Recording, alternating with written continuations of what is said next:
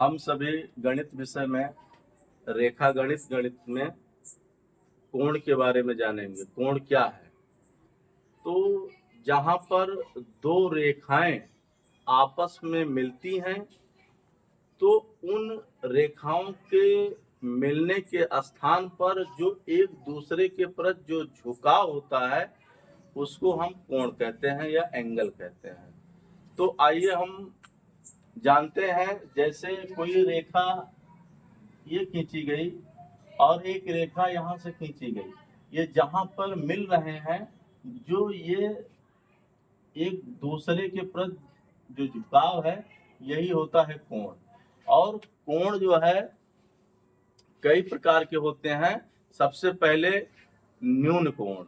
न्यून कोण वो कोण जो 0 अंश से अधिक और 90 अंश से कम हो तो उसको हम न्यून कोण कहते हैं। जैसे उदाहरण के रूप में न्यून कोण 25 अंश, 80 अंश, 85 अंश, ये 90 से कम के कोण जो भी हैं तो इनको हम न्यून कोण कहते हैं। दूसरा हमारा है समकोण। जब दो रेखाएं जहां मिलती हैं, मिलन बिंदु पर जो है जब 90 डिग्री का कोण बनता है, 90 अंश, तो ये हमारा समकोण होता है।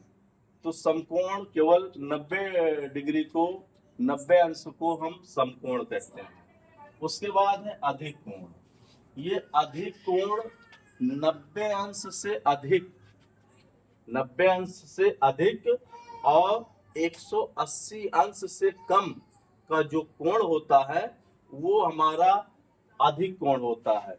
90 अंश से अधिक आप 95 ले सकते हैं, 100 ले सकते हैं, 105 ले सकते हैं और 175 ले सकते हैं, यहाँ तक 179 तक आप ले सकते हैं। 180 से कम और 90 अंश से अधिक जो कोण होता है तो वो हमारा अधिक कोण होता है। अब आइए हम जानते हैं सरल कोण। सरल कोण जो कोई सरल रेखा खींची गई, एक सीधी रेखा, और इस पर ये जो कोण बनता है ये होता है सरल कोण। ये सरल कोण 180 अंश का जो कोण होता है ये सरल कोण होता है 180 अंश। अब हम 180 अंश के बाद देखते हैं बृहद कोण। बृहद कोण वो होता है, जैसे मान चलिए ये लाइन है ये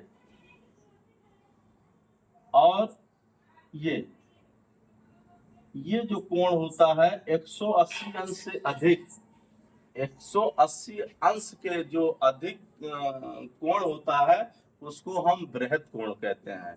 180 अंश के ऊपर जो भी कोण है वो हमारे बृहद कोण के अंतर्गत आते हैं।